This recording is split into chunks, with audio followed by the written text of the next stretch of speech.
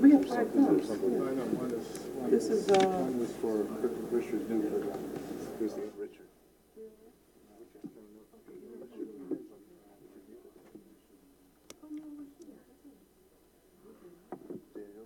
Daniel, no, that's one person, so it should be Ruth, Bill, Danielle.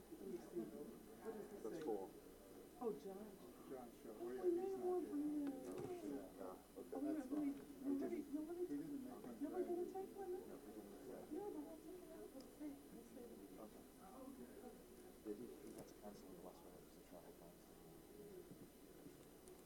Okay.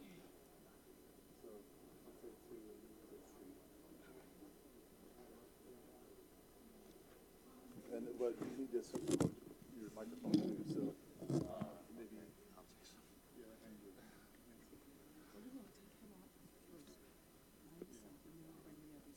So we'll come back. Okay. We'll come back. Yeah, and you're gonna come with us too. Yeah, no, we need you. Yes, we need you. But, This is gonna be Chaz's mic, or whoever's gonna be talking first. We're gonna talk.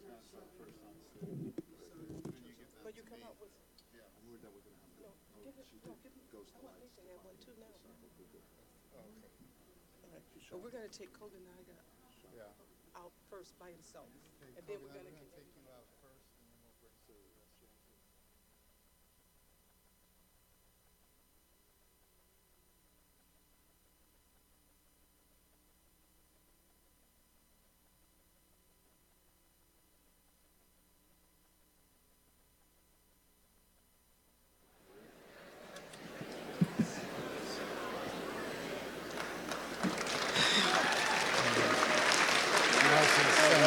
Yes.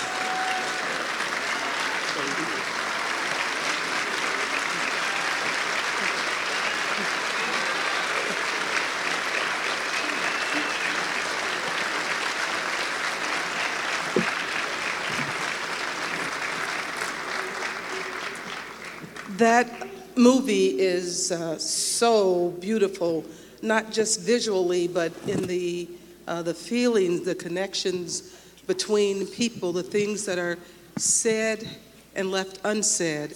So much of it reminded me the first time I saw it of Ozu, you know, the whistle of the tea kettle, the red shots, the pillow shots in between scenes, and the way that you let the human emotions sort of bubble up and grow organically, not taken over in a big way. We give a golden thumb and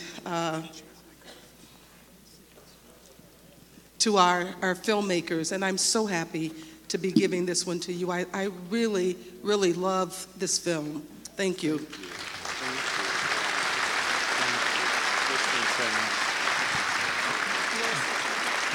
Thank you so much, everybody, and this means so much. I really appreciate your words as well, and no doubt my desire to make films really starts with Ozu. You know, I was a film fan and a lover of film, but it really was his cinema that haunted me and made me want to pursue it. So thank you for those words. Now we're going to bring out the rest of the panel, the producers, and and executive producers. And executive producers. Come on, Nate, we have to go get some more thumbs. Oh, yeah. We'll be right back. So, whose is this? Ruth, we'll take. Let's take Ruth Ann. That's me. Oh. Okay. Okay, and Andy, well, you know what? This does give me a chance to thank the producers and executive producers who are going to join me out here in a second. And truly, you know, as someone who, before I was making a film, you know, I thought almost exclusively about the director.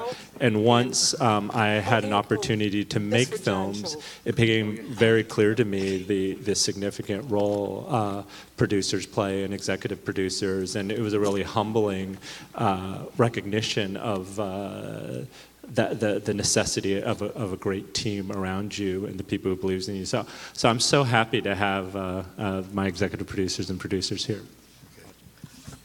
Yeah, executive producers first. We have Bill and Ruth Ann Harnish. Golden Bill, thumb. this is yours.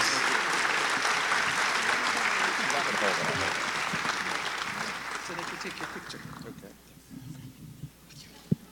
And then here too. You do the producers. Okay. And we have the producers, Danielle Renfro Bergman.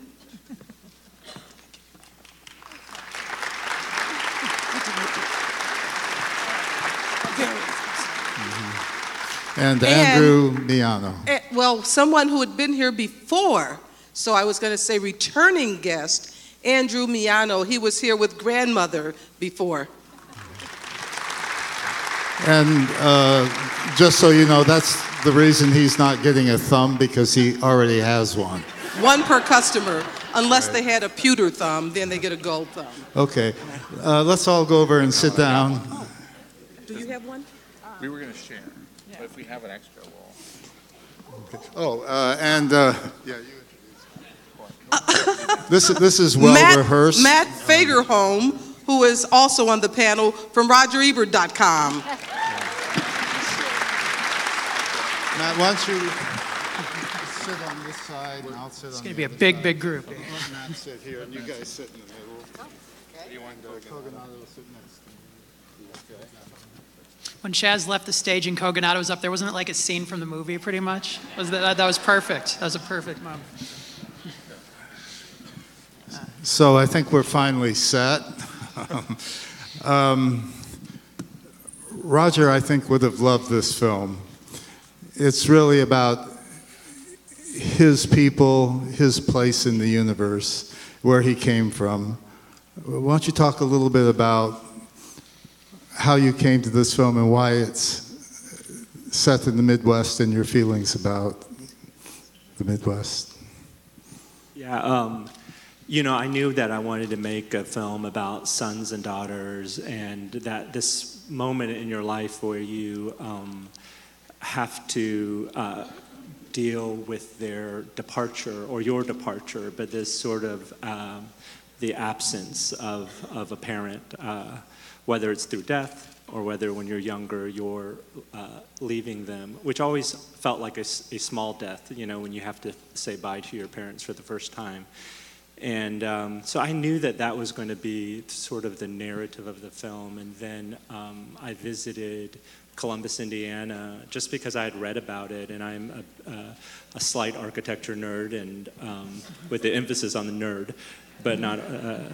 But anyway, I had read about it, and I thought I had passed by Columbus so many times driving up 65, but I was so surprised that I had never heard about the city as an architectural site.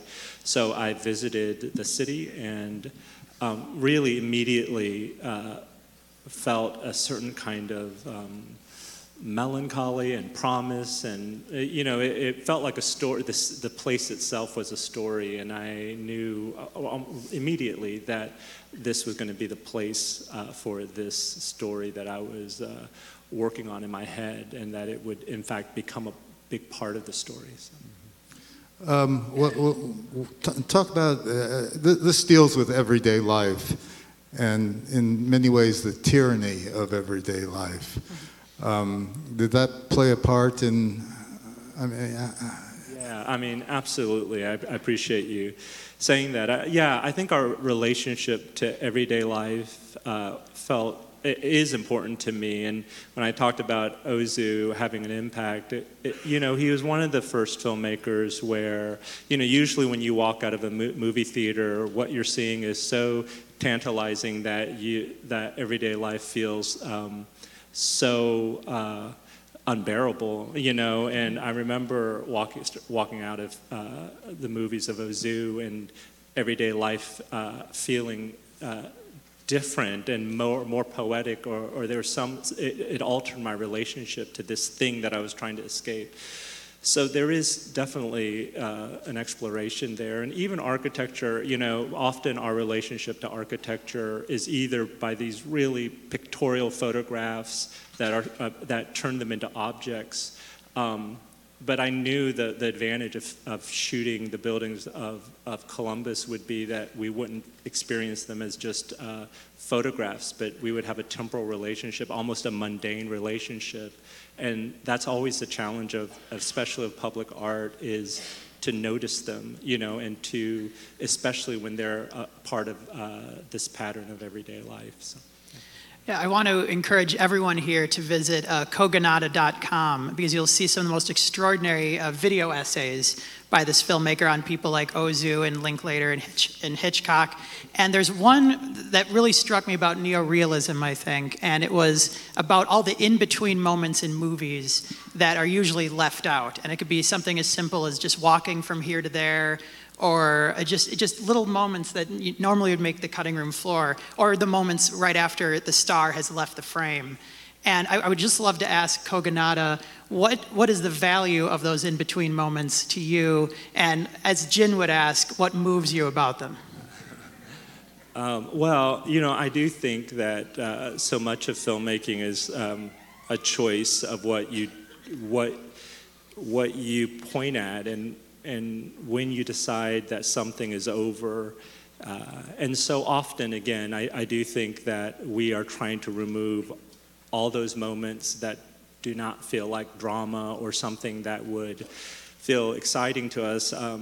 So yeah, I mean, but our lives, in comparison, are mostly about waiting and trying to find significance in the waiting. And I think that's what feels so unbearable at times, because we have a diet of perpetual significance. Media gives us perpetual significance, and that has become an all-consuming diet.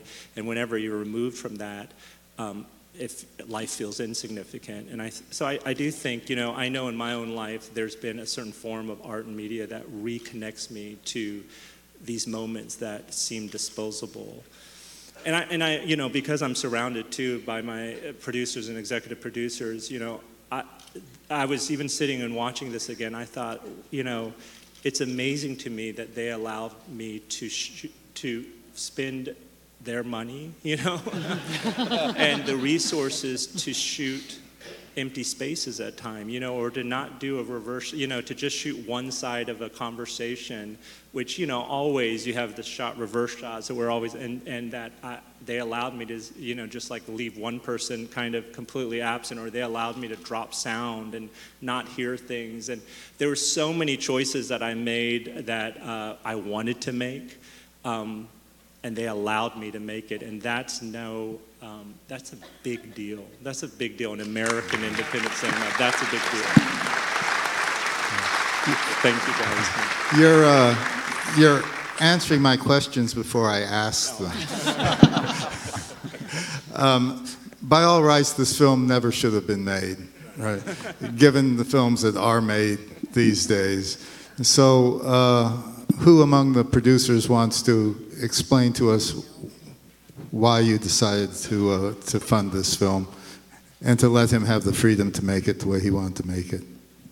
Well, I'll start by saying it was a very collaborative effort. And if it wasn't for every single person up here, the film would not have been made. It started with Andrew, who is an old friend of mine. We worked together on Grandma and other films. And he brought me the script, and it was at the very early stages of Superlative Films, which is a film fund we put together. Bill and Ruth Ann are a big part of that.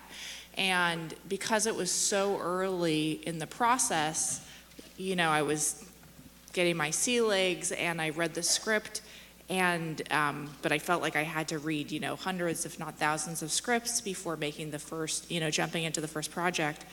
And I was haunted by it.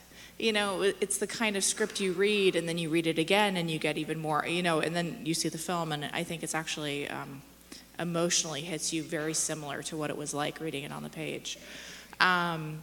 And I do remember coming to Los Angeles. Kogonada came in from Nashville, and I met with him, and I was thinking, this guy has he's like Madonna, you know, he has a one name, he's probably super pretentious.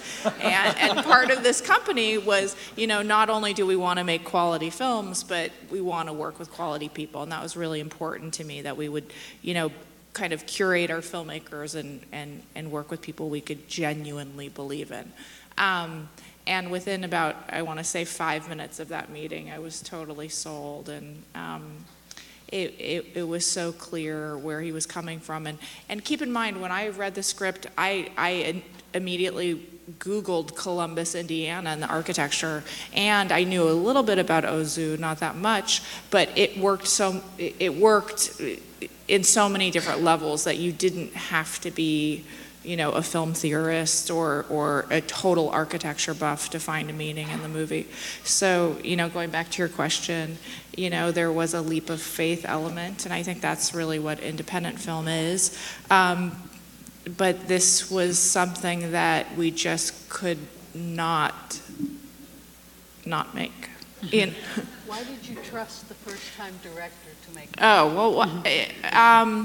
Well, first of all, he also wrote the script, so that and has made shorts. So in that way, he wasn't coming in, you know, straight off of graduating out of film school or anything. But I do think that there is an element when you're working with a first-time filmmaker, it's frightening and totally exciting at the same time, that you feel like you could in some way be helping to quote-unquote discover a new voice. And really, I think it comes down to trusting your gut and trusting the person. It was really how he spoke of the material. And I will say there was a little nerve-wracking period between wrapping the shoot and then his first cut. And he edited the film as well. And we had an agreed upon date. And then he kept asking for a little bit more time and a little bit more time. And, you know, it was like, oh, this is going to be very interesting. And I wanted to make sure we had enough time on the back end that if he needed a set of fresh eyes or we need to bring in someone, we had that time. And, you know, that experience of watching that first cut was similar to here. I was just sitting there bawling, and I completely mesmerized and so proud to have, you know, a small part in making this come around. So you made the film without any distribution up front. Is that correct? That's true. Yes, it was funded all through private equity. The film premiered at Sundance, and you know, that's a whole nother story if you want to get into it.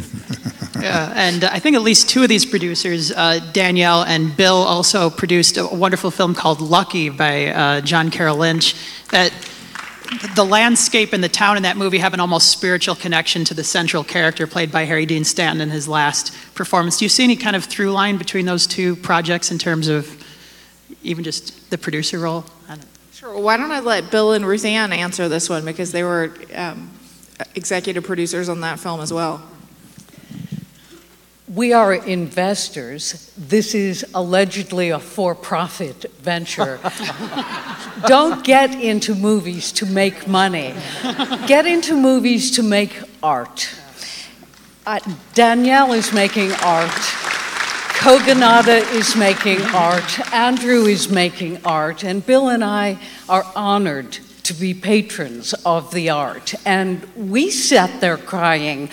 I don't know how many times we've seen this beautiful movie. It's irreplaceable to see it in this historic theater on this magnificent screen.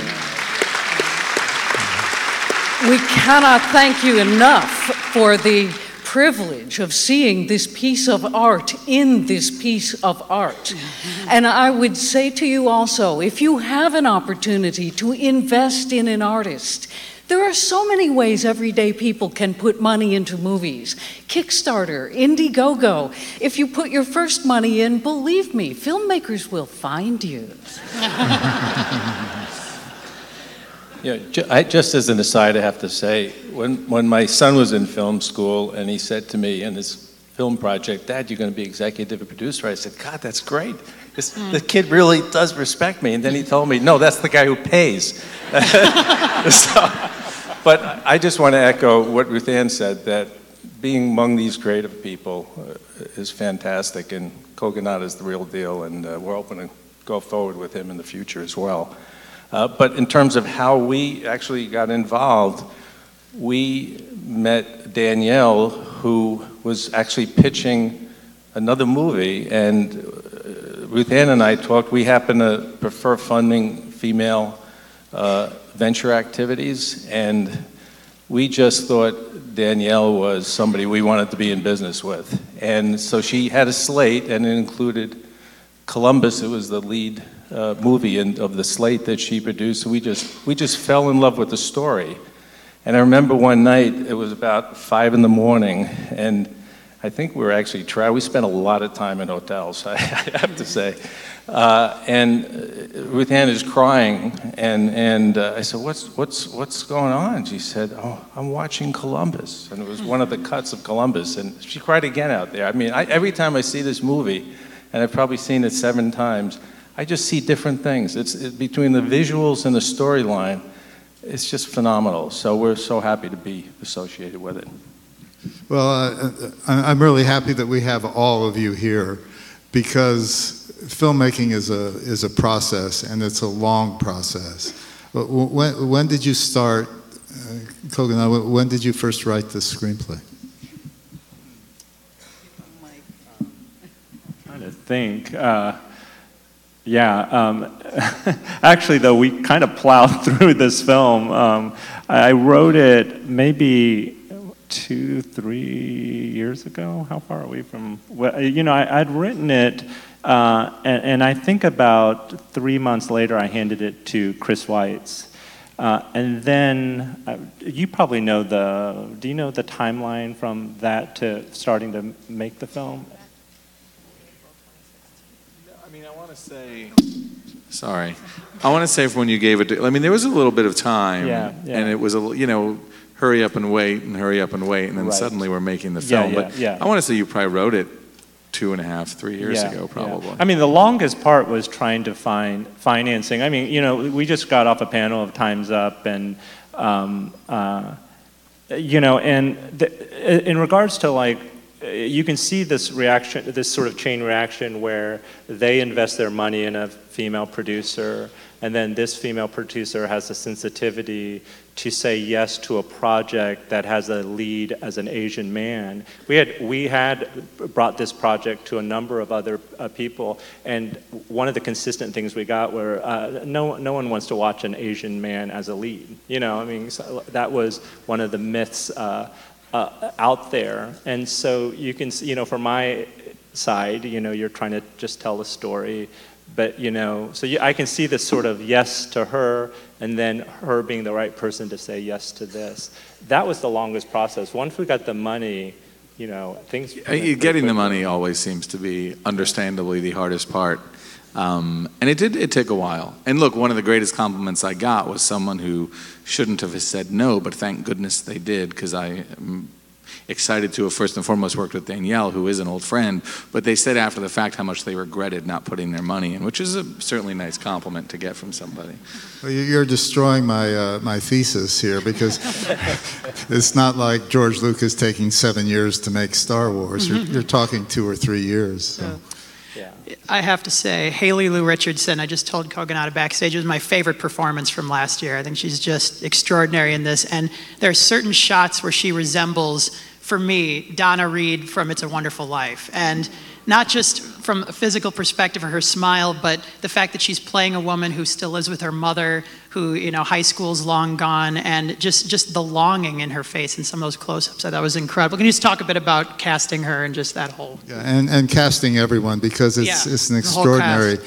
And how much, you know, again, we have these stereotypes that casting versus money versus one begets the other, etc., which didn't seem to be the case here. But talk about how you went about casting the picture. Yeah, we can sort of tag team this a little bit, but that's such a nice thing to say about Haley, who really is the soul of this film, and took the weight of this upon herself, and John as well.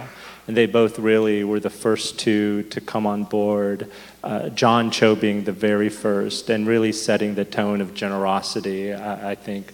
And that's because you guys have had such a long relationship with John. And Chris, as soon as he read it, said, "Do you mind if I send it to John Cho?" I said, "Yeah, sure." And he called me, maybe a week or two later, and I didn't know John. Again, this says something about the opportunities for an Asian male. His roles were really somewhat limited. The Whites and Andrew, they have really championed John throughout his career and have given him so many roles. But initially I had imagined this role somewhat differently, and then he said, "Can I send it to John?" I talked to John, and immediately I realized, wow, I don't know John Cho. I know only this little bits and pieces of John Cho, but he, came from a very serious, he was talking about, he studied theater, he was a lit major, he's been wanting to, one of the things he said to me is, I've been wanting to play quiet in a film, and we just had this incredible conversation, and I immediately knew that he was Jin, and there was a little adjustment made for that, but we were super excited to have him. And then I had seen Haley Liu. I love discoveries in films and seeing someone that you don't already have a relationship with, and I wanted that. I wanted Casey to be someone that wasn't.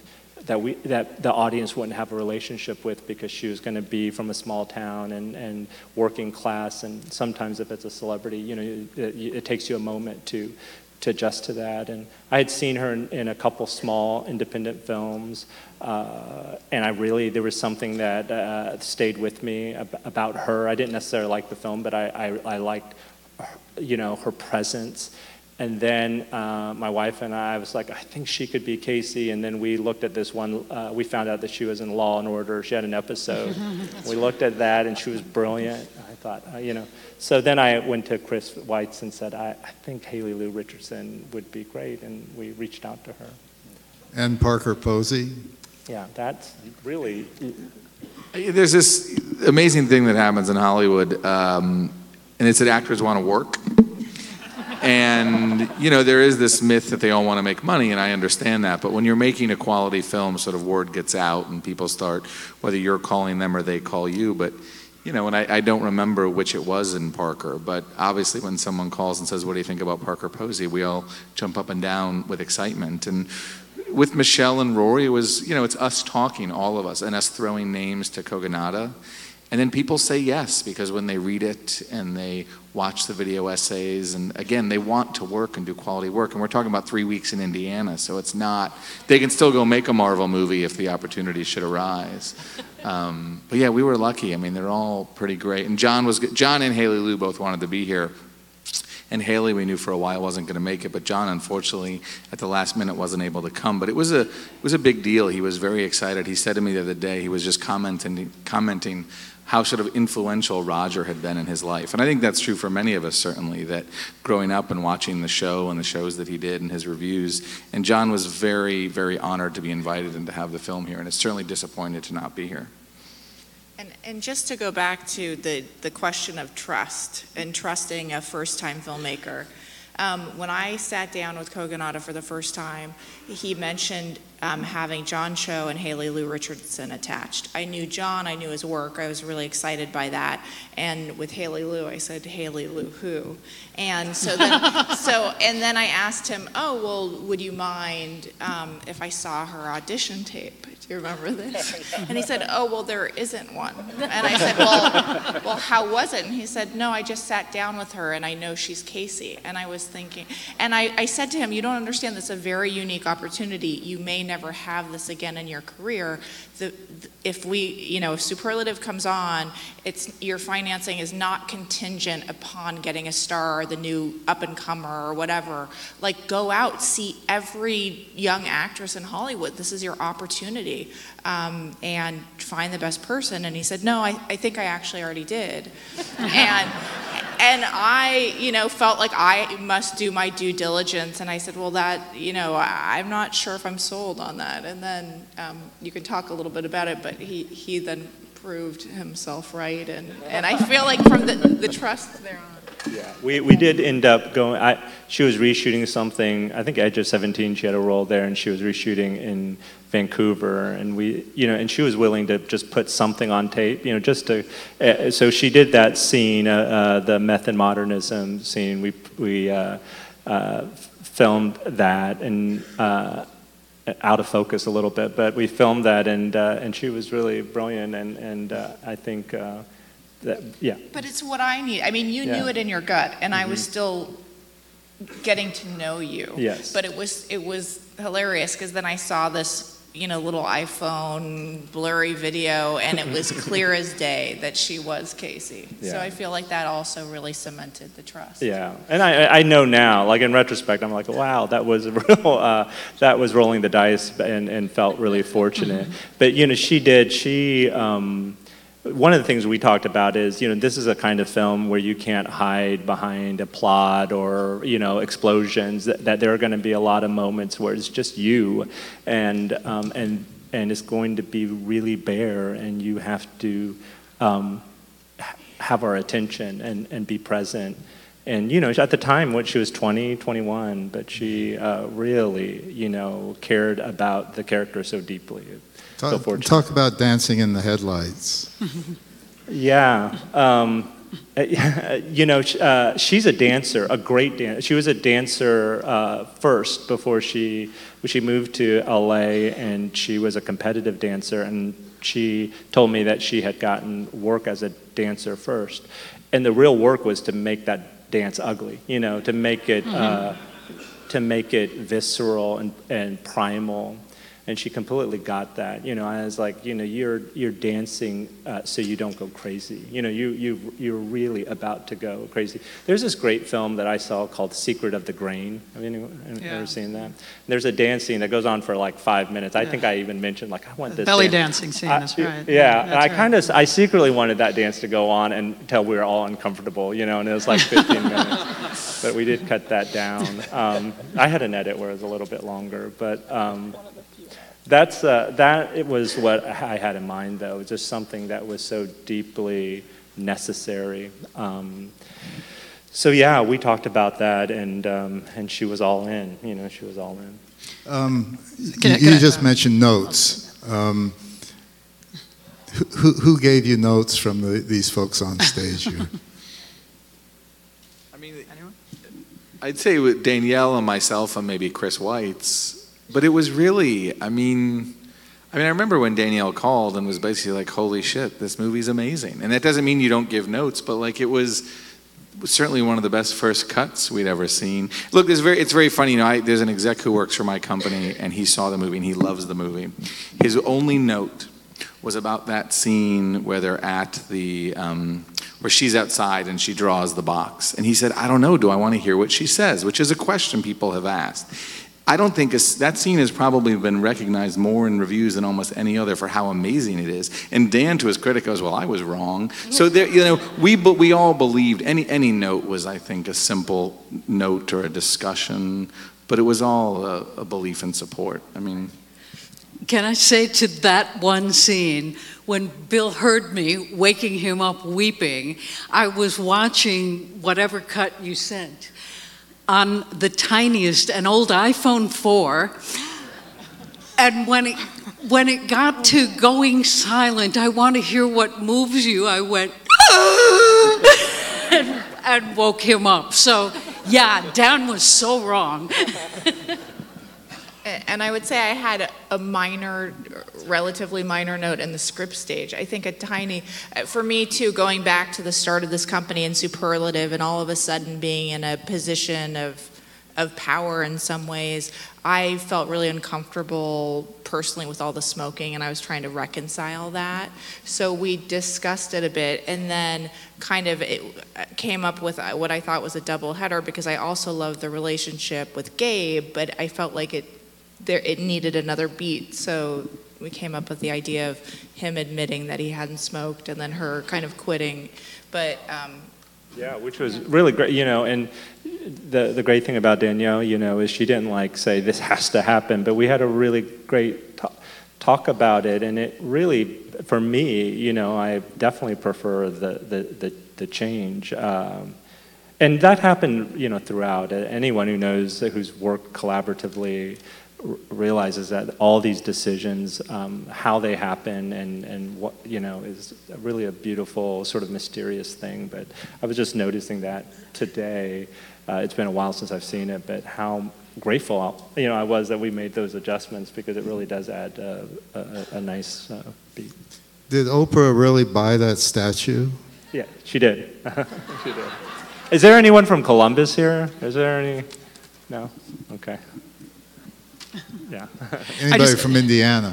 I have to build off of that moment they talked about where they mute out the voice, because you've talked so beautifully in the past about absence and using absence as a formal device in the film, and we never see the father's face. There's certain things that are concealed intentionally, and I just love to ask about that on a thematic level. It's such a beautiful portrayal of a caregiver dynamic, about worrying about your parents, the absence of the father in his life. And I just love to ask about, kind of making that a formal decision in the movie. Yeah, I think it is something that has moved me, for lack of a better word, the power of absence as an aesthetic choice, and there are real Eastern history of art that has acknowledged absence as and negative space as being full of something, or even our little absence makes the heart grow fonder, that there is something that when it's not there, you lean towards it, it stays with you more. And I sitting and watching it today, I did think, I do love films that even take place narratively in the aftermath of the drama. That I was so happy that we didn't make a film about when she was 15 and her mom was having all those difficulties. That wasn't the subject, but it's a few years after that. But those that kind of heartache never leaves you, and it's present in its absence as the father is. And as the words unspoken, that there is something about the fullness of absence. And that scene early on between them, one of the scenes first time we see them talking together, you cut to the other side of the glass, and we just see them speaking in silence, which I think was extraordinary.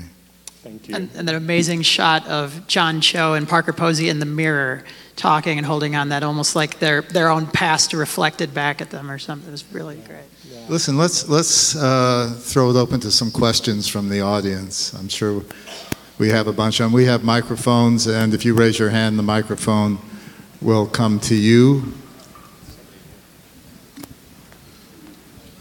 Hello, I'm a bit of an architectural nerd, and my wife and I spent a weekend in Columbus and stayed at the Irving House. So the architecture there is beautiful.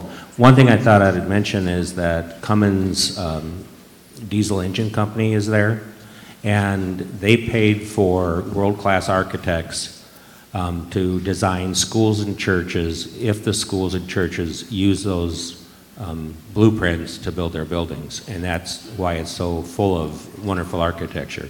The question I have is, this reminded me a lot of In Bruges, where In Bruges showed medieval architecture, and this is obviously modern architecture. But I think this one had a lot more, the cinematography was absolutely beautiful. And I think the emotional impact of this is much different than Bruges. Could you talk about that?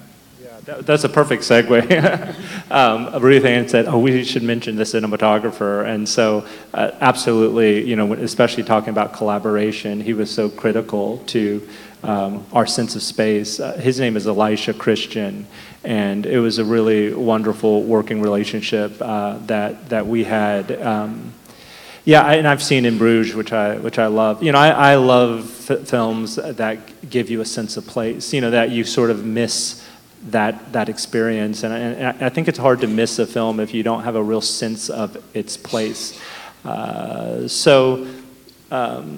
Yeah, so that we knew that the way we were going to capture every frame, we had 18 days to shoot it.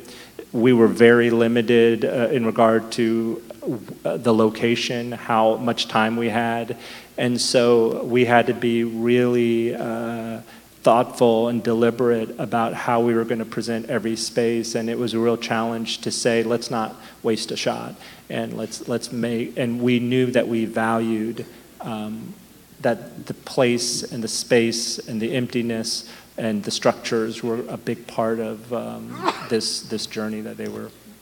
And just one thing, if people were moved by the film and you're compelled to watch it again, it won't compare to seeing it on this beautiful screen, but it is available on iTunes. And if you purchase the film on iTunes, there's about a 7-minute short that Kogonada made that does talk a bit about the history of the architecture. It's more of a meditation, but about Cummins engines and Irwin Miller, who is really the reason why those buildings are there. Another question? Question from the balcony all the way up to your left. Hey, this is my third time watching the film. It's really great. One of the things that struck me this time that I didn't really pay attention to before was the sound design and the score, and how there was like a lot of ambient sounds and nature sounds that really like subtly added to the emotion. So I was just wondering if you could comment on like some of the decisions that went into that. Thank you for watching it 3 times. And the audio was so great here. You know, I was hearing things that I don't often hear in other screenings. But yeah, the sound design was always a critical component, because we knew, again, that our means of presenting this were limited. We wouldn't necessarily, or not even necessarily, but a choice to try to offer us the world in ways that weren't so explicit.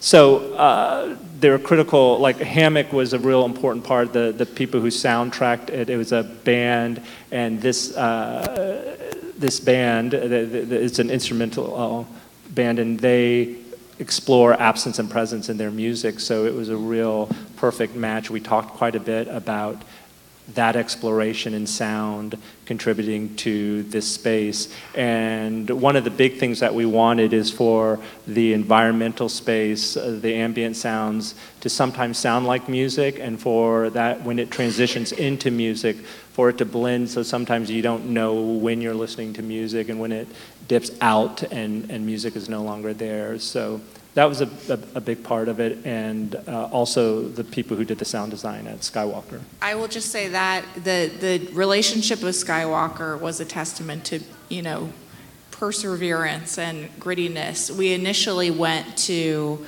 the powers that be at Skywalker, pitched them on doing the film. It was too low budget. They didn't have room in their schedule. But I was determined that we were going to do the mix there. So I started calling people I knew who were Foley artists that worked there. And we, in essence, assembled a team that fell in love with it and fell in love with Kogonada's shorts and the cut of the movie, and then approached the administrators at Skywalker with the team assembled and said, guess what? There actually is room in your schedule, and here's 7 people who want to work on it. So they're now very proud to be associated with it, but that was one of those things that we were going to make that happen come hell or high water. There is one lightsaber sound. It's an Easter egg. No, I'm joking. But the sounds, there's some Midwest, exclusively Midwestern sounds in there. I mean, as these folks know, I was born and raised in Champaign-Urbana, Illinois, or Urbana-Champaign, shall we say. And every time I come back here, I hear the doves in the morning that I never hear in Georgia.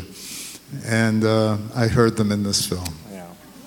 Yeah, and that's absolutely true. And what I love is that this modernism exists in the Midwest, in this small town, with all the sounds. You're hearing city traffic when you look at, often when you look at modern buildings. So I do think that juxtaposition between the specific sounds of Columbus and the Midwest really play on you whether you know it or not. Certainly for me it did.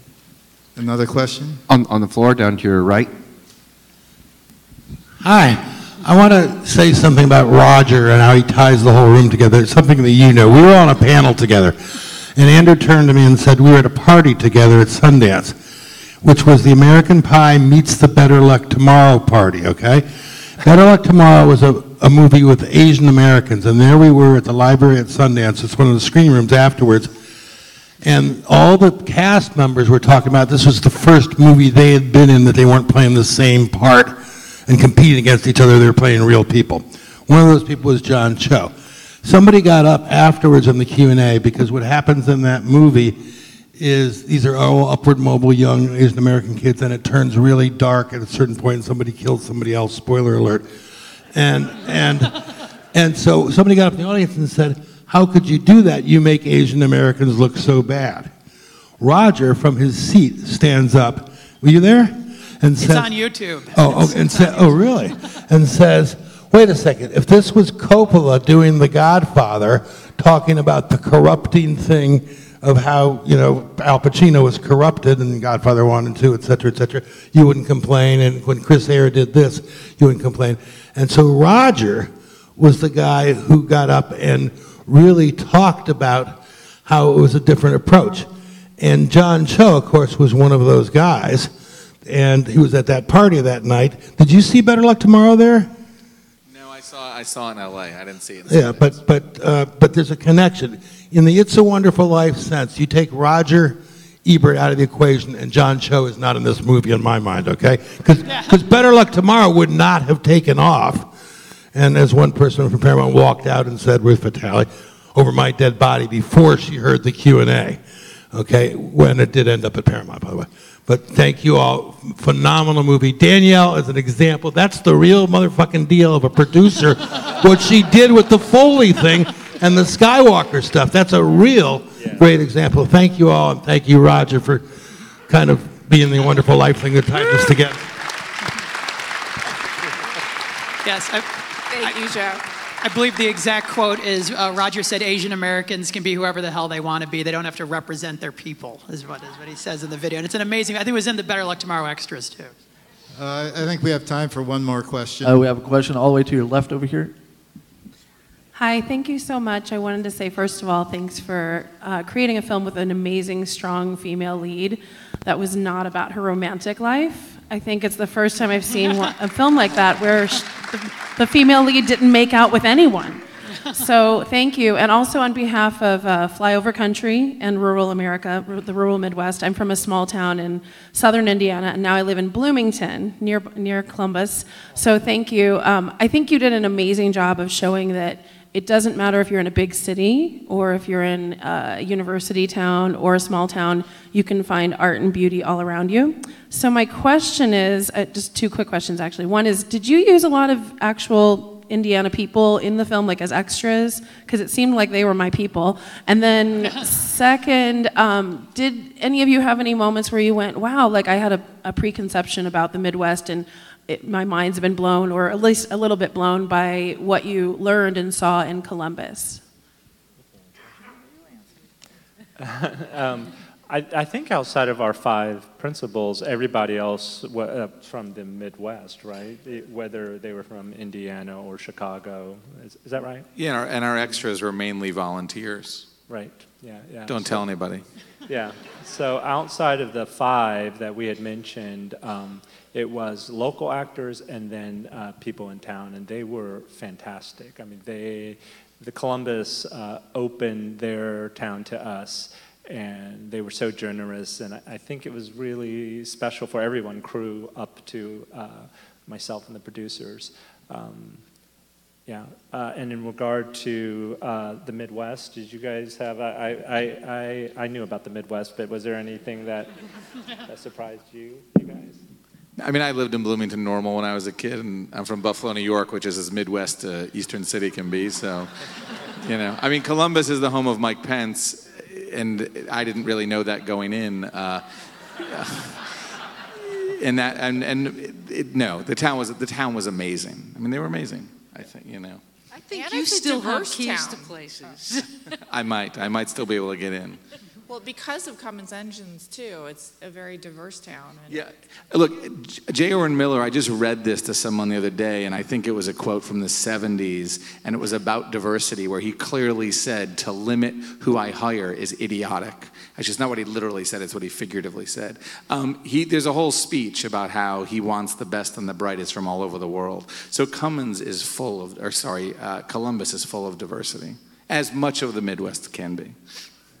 To just say something quick about the Casey as the leading role, Haley told me when she was reading it, for her it was almost like a suspense screenplay, because she wanted to know if there was going to be a romantic relationship, and she was rooting against it. She just wanted so much for her to, not to fall into a romance, and it was meaningful for her, I think, and for me too, because I think as human beings,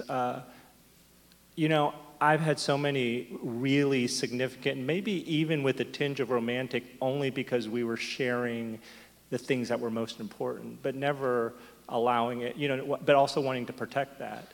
And there are so many stories like that. If I think about the people who shape me, it's these people who share themselves, and it's hard to categorize or make formulaic, but they're so beautiful in my life. When I look at them, I think, and they're all generations, it's not just someone, and they all have some tension too, because we're humans, and there are possibilities, but the beauty is to sometimes just respect what you have. And so there was something about that tension that was really compelling to me, and I was playing that a little bit. I sort of wanted moments for it to feel like maybe something was going to happen, but for hoping that more than me and Haley, that there would be other people sort of rooting to keep what they have.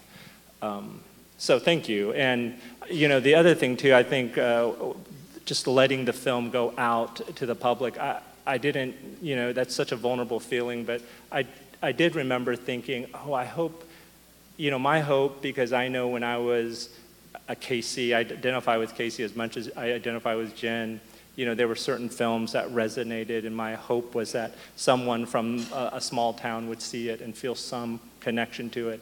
And I think that early on when I had, some people from those towns had come to me and said that it resonated, I felt so suddenly like I feel okay. I feel like even if everyone hates it, there is something about wanting to have made that connection that. Well, today it resonated with over 1,000 Midwesterners in this theater. So many Caseys here in the audience.